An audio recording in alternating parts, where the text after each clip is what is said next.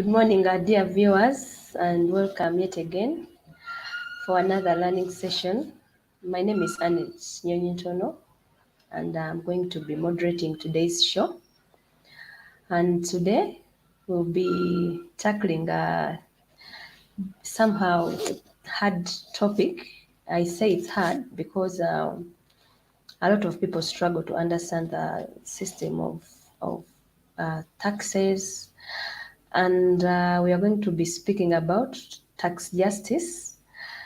And with me, we are blessed to have a guest, and I'll call her an expert because this topic is not a very easy topic. You're welcome, our guest, and I'll let you introduce yourself to our dear viewers. This is the Women's Voice, a platform by the Women Rights Initiative, and we've been learning a lot of information, sharing out of information on issues that affect women, but also issues that are pertinent. And because Women Rights Initiative is an organization that focuses on empowering the women and the youth, as specifically the girls, we feel privileged to have space where we can share, where we can learn, but also where we can relearn a lot of things. You're welcome, and please introduce yourself so that we can begin a conversation. Okay, thank you, Annette. And I'm really honored to be part of this space. I think that it's a very important platform that you have created because there are really few spaces that women have to just speak and learn and unlearn and relearn. So, thanks to the Women's Rights Initiative for creating this space and this platform. And hi to everyone, although I can't see you. My name is Najjuko Joanita. I work with Akina Mama Afrika under the Economic Justice and Climate Action Program. I'm based in Kampala, Uganda. I'm a feminist writer. I'm a feminist organizer. I think you can see my shirt. So I'm everything women's rights, I'm everything gender justice, I'm everything social justice. And yeah, I really just do what I can in small and big ways to make my contribution towards achieving a world that's equal for all of us. I'm a lawyer part time. I don't know if you can be a part time lawyer, but yeah, that's really it about me. Wow, I'm really excited. I think that we are going to be tapping from a very knowledgeable source, and you're most welcome once again. And I know I've said that today we are going to be speaking about a hard topic, and because it's hard for some people. It's when you speak about it, some people don't want to hear it. Some people have mixed feelings. Others really don't understand it. So, but there's always time to learn, but and also there's always a first time for everything. So, Joan, we want to understand first, what is tax justice? Okay, so maybe I'll start by just saying that tax is not really like a big thing. I know, of course, with all the different language terms, it may seem like it's really difficult. But when we talk about taxes, I think the easiest way to connect with it is thinking about value added tax that affects all of us. So think about whenever you go to the supermarket, the market to buy something, you have to know that that thing is always taxed. So there's always a tax that is given to the government whenever you buy any consumption goods, and that money is revenue that's generated to then provide public services to the people. So I'm sure we all know about Uganda Revenue Authority. For those who receive salaries, you know the big chunk of tax that's made on your salary. So it's best when you really just contextualize it into your everyday. That's how, yeah, you're able to then relate with it. But more specifically on the question that you have asked, so tax justice, I would say, is similar to the different other movements that we see. For example, the women's rights movement, gender justice movement, feminist movement, and I think it's really an important movement because it's one of the pathways to achieving social justice. So tax justice mainly looks at progressive taxation. So that means that tax systems that generate sufficient public revenue while also ensuring that this revenue is fairly redistributed and is focused on rebalancing economic and gender equality. So the principle of progressive taxation hinges on the idea that tax systems need to be fair and just. So that's what tax justice is. Tax systems, whether you are the way that government collects revenue through tax, it needs to be fair and just. So this would look like people with the same level of income should pay the same amount of taxes, and people with different levels of income should pay a disproportionately different amount of tax. So the same way that a global corporation is taxed is not the same way that a Ugandan NGO should be taxed. So we are looking at fairness and justness. So you can't say that, oh, the tax system has to work the same for everyone. It can't work the same for everyone because we know there's a lot of wealth inequality in the world. So progressive taxation would mean higher taxes for those who have more wealth, and a mix of high rates for those who are high earners, and combined with low rates for those who are earning significantly lower than them. So in a nutshell, and trying to piece everything together, that's what I would define as tax justice. Okay, so Joan, you have mentioned that tax justice is like any other movement. What has been the work done around it? Because I know that at some point, organizations or human rights activists have tried to push, or at some point tried to advocate for tax justice. What has been done so far, and what is the, I would say, what is the state here in Uganda? Okay, so of course, tax justice has has really progressed from when it began, and I would say that one of the biggest issues when it comes to our country, but also when it comes to Africa and the global South, the biggest issue we face is that there's a lot of income that is lost from the continent when it comes to global corporations and multinational corporations because of the different treaties, like double taxation treaties, different policies that favor those corporations to be able to get away with not paying tax. So, for example, a global corporation would come here in Uganda and then they are not paying tax at all. So then that tax burden falls on the rest of us. So when it comes to tax justice, that's the biggest work that on the continent has been done, pushing for governments to curb illicit financial flows. We call those illicit financial flows when corporations are not paying their fair share of tax. So that means the income that they generate is not benefiting the countries that they are in, and it goes back to their own countries in the global north mostly. So that's one aspect, but also tax justice, especially in the women's rights movement, has looked at ensuring that the tax systems are gender just. so that women are considered. Usually people usually ask, what do you mean by taxes affect women differently? But we know that globally women are living more in poverty than men. So that means the economic system greatly affects them. And when it comes to taxes specifically, since I've already talked about how more taxes are made on consumption taxes, we know that women are the ones who usually, because of the care work and the role that they have in society, that they are the ones who bear the brunt of consumption taxes, so household items. So when we look at how what the tax justice movement has looked like, I would say on the continent it has looked at pushing back in terms of illicit financial flows.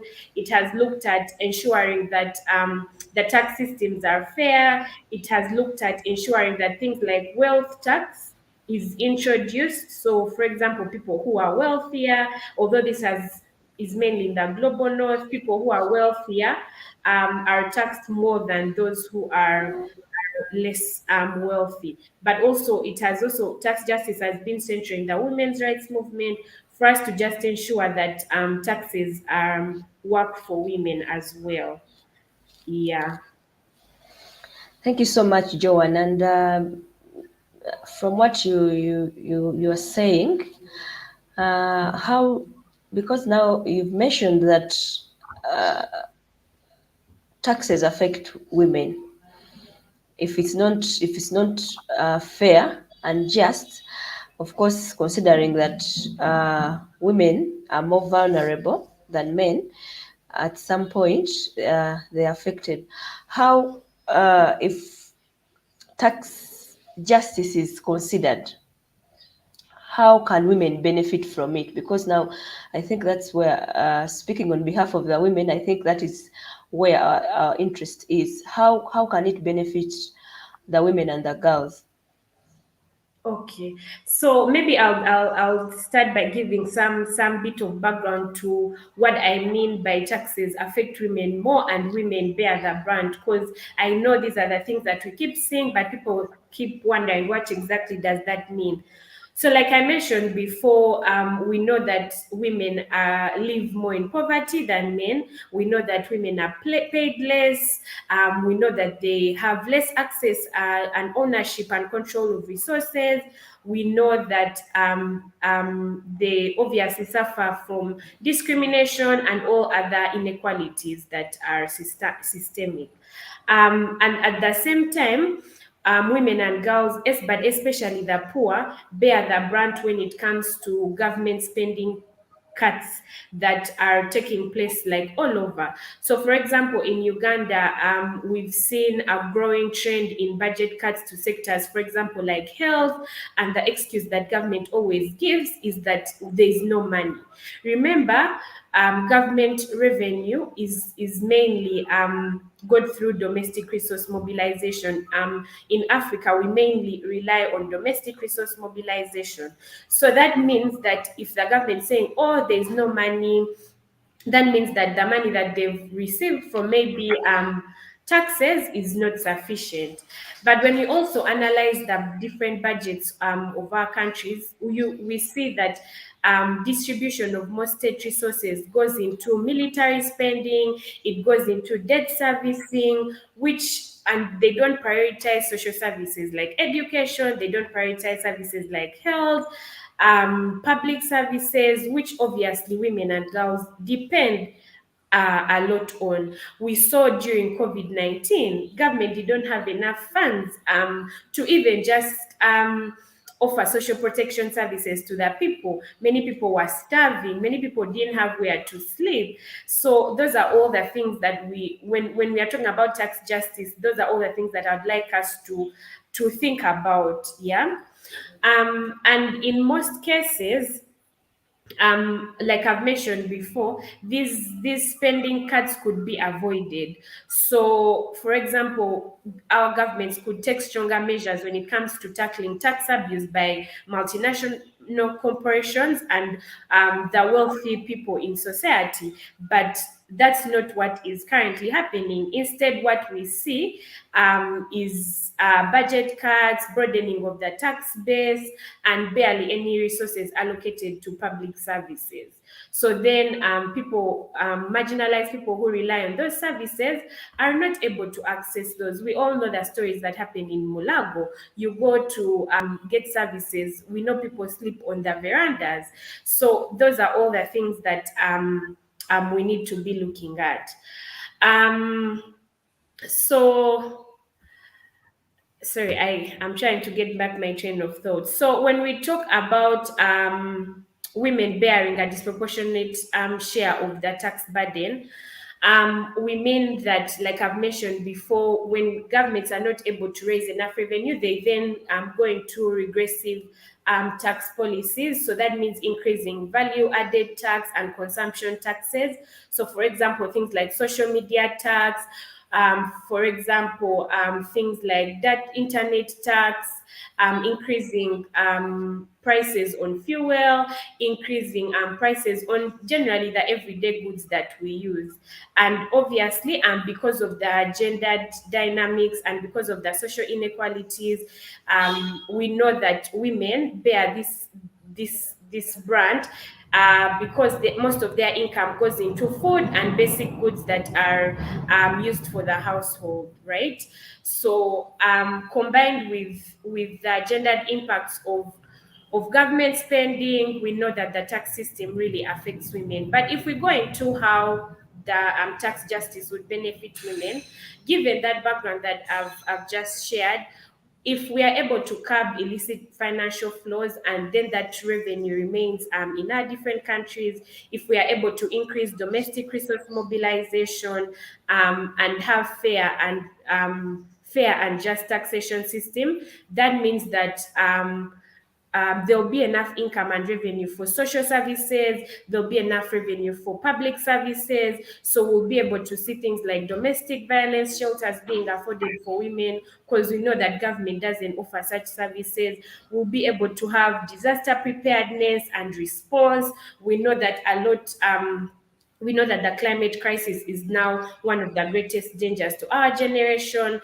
So, if we're able to have revenue, then we'll be able to have better preparedness. We will be able to have more finances towards justice, the justice law and order sector, which means that justice, women will be able to access justice more. So when we are thinking about tax justice and how it benefits women, it just means that there will be increased resources, but also when those resources increase, we need to see that government prioritizes gender justice issues, so women's rights issues. So then those resources are reallocated to be able to benefit women's rights and women's rights issues. I hope I've been able to answer that. Thank you so much, Joan. And I'm trying to think about everything you're saying, and I'm trying to also imagine, because we are all at different levels. For a rural woman, it's it's all different, because when we're speaking about, I think that everyone has a responsibility. As you are sharing, the government has a responsibility to ensure that the system is just for someone who is a middle earner or earns a little, and for someone who is for companies and someone who is wealthier. And I want, because it's a lot that you hear people say, and around taxes and about how we have all different perceptions. What could be the responsibility for a citizen, or for someone who, because because it's a bit complicated and people struggle to understand the system. How can I be responsible as a citizen? Because now I know that it benefits, it benefits me as a woman, but Yeah. also at some point my Mm, mother or my daughter or my my relative, what is the yeah. responsibility of everyone? Okay. So of course pay your taxes. That's really the bottom line. Pay your taxes. I know that given the kind of government structure that we have, it's difficult to trust the government. But then, like I have mentioned before, in Africa, all our governments rely a lot on domestic resource mobilization. So they heavily rely on our taxes. So please pay your taxes if you're able to. But when it comes to, for example, this one I'm going to give it as like just my perspective. It's not like an overall thing, but I would say support locally made products, because when we talk about multinational corporations, um, when we say they earn revenue, they don't pay taxes. That means the taxes, when you buy their products, the income is being benefited by some wealthy white man somewhere there in the global north. So support local produce, support people in the market.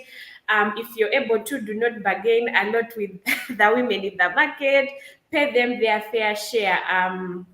Of income. So when you support obviously local produce, that means that the money is kept within. So then we are able to have more income, more revenue. So on an individual level, that is what I would say. But also I think it would be important for us to to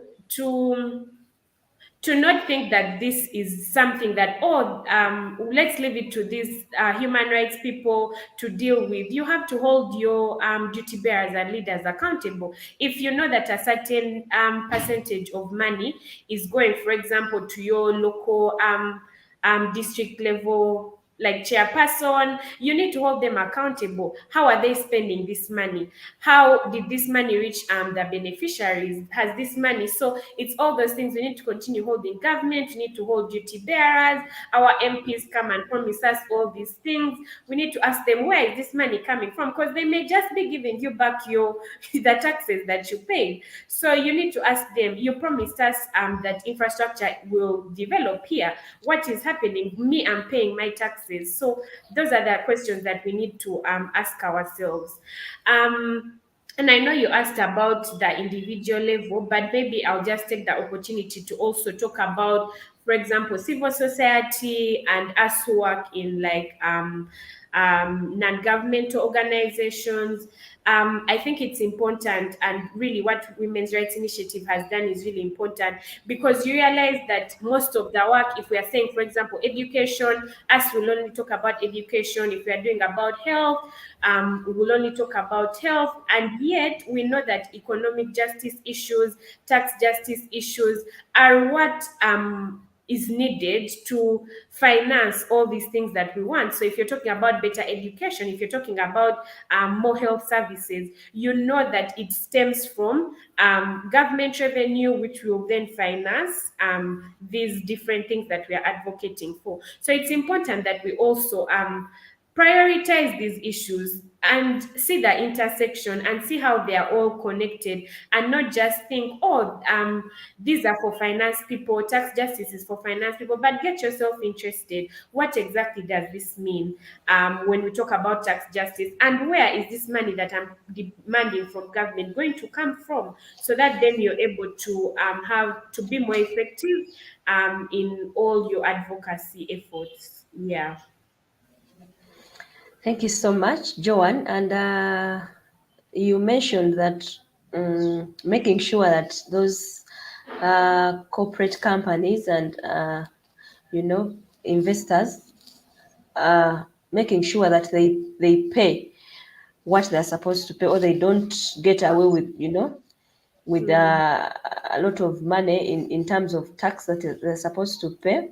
yeah. Sometimes they're exempted, sometimes they're given long tax holidays. So apart from that, there are other ways that uh, can be can be implemented to at least make sure there's gender equality in terms of taxes? Yeah. So, in everything, obviously, that we have discussed, we know that there are still large amounts of gender inequalities when it comes to the income tax system. So, the bottom line that I would say is that these formal inequalities must simply be removed. So, we obviously we talked about things like illicit financial flows, but also ensuring that taxes are made more progressive. So, for example, through well designed scales, through exemptions, through thresholds. So, like I mentioned before, if you know that consumption taxes are affecting the people, then why don't you find a way to redistribute those? So, for example, things in supermarkets would maybe be you would tax them more than maybe things in markets, but not just saying that, oh, all of you have to pay the same amount of tax. So then we are looking at things like property tax, we are looking at wealth taxes, for example, inheritance tax. So government needs to look at other sources of taxes, not just focusing a lot on value added tax and consumption taxes. So ensuring that our tax system is well designed to be able to reflect redistribution and yeah, and progression. Then another thing I would say is we need to also be aware of the gendered impact of the increased reliance on indirect taxes, and policymakers need to ensure that tax outcomes are more gender equitable. I know we see a lot of women's empowerment, affirmative action. But I feel that the thing that's been missing in a lot of this is seeing what evidence based. So seeing how this actually affects women. So if the government will come up with a policy that, oh, social media tax for all, but how will this social media tax affect men and women differently if we know there's a gender pay gap, if we know that all these things that keep women facing all these different inequalities? Why is it that even in those the different tax policies that we make, we are not making different exemptions? We know agriculture, women do a lot of work in agriculture. We know women do a lot of work in the markets. Why is it that we are not looking at the gendered impacts of the different taxes and the different trends in tax reform, so that then we know, since women are affected a lot with household with consumption taxes, household items, then such items would be costed less, would be taxed less than things like cars, things like furniture. So thinking about things like that. So we need to ensure that the design of the tax instruments is is fair for everyone, really.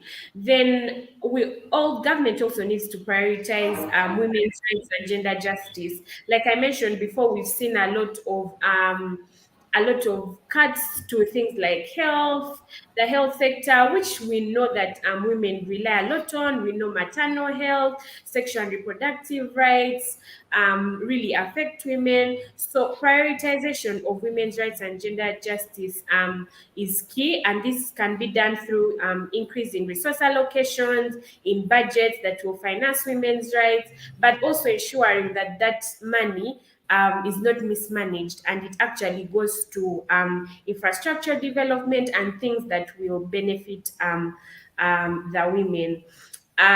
So this obviously um, yeah, so this can be done through the different ways that we have said, but also including a gender dimension when it comes to our different frameworks.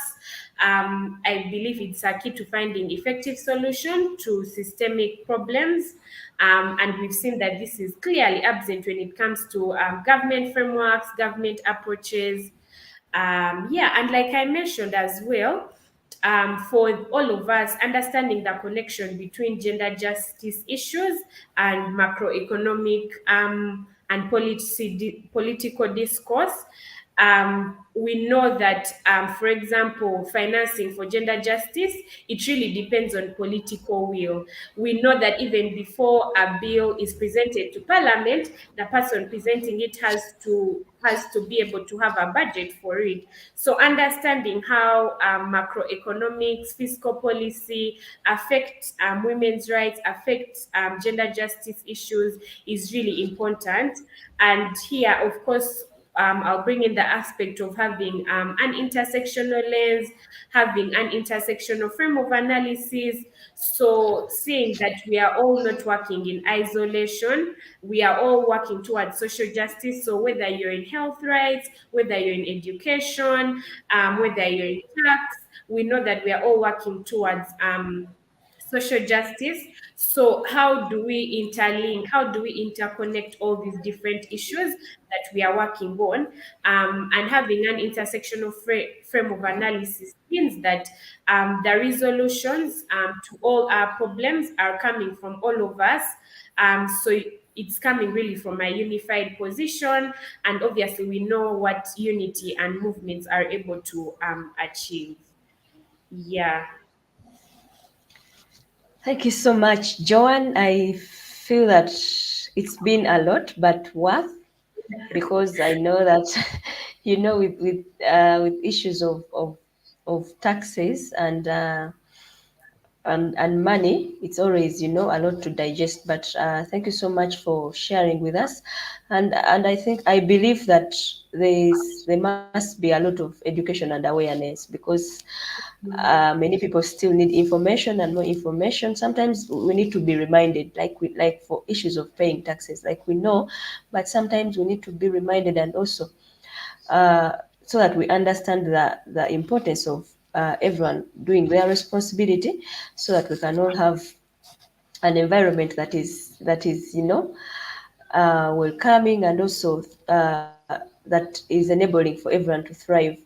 And we are about to conclude our show, but I would request you, please, Joanne, to share with the viewers about the Akina Mama of Africa, because I know that people are wondering, what it does, and maybe they can visit or seek for services in case they need them. And then you will give us your last thoughts as we conclude our show. Thank you. Okay, thank you so much.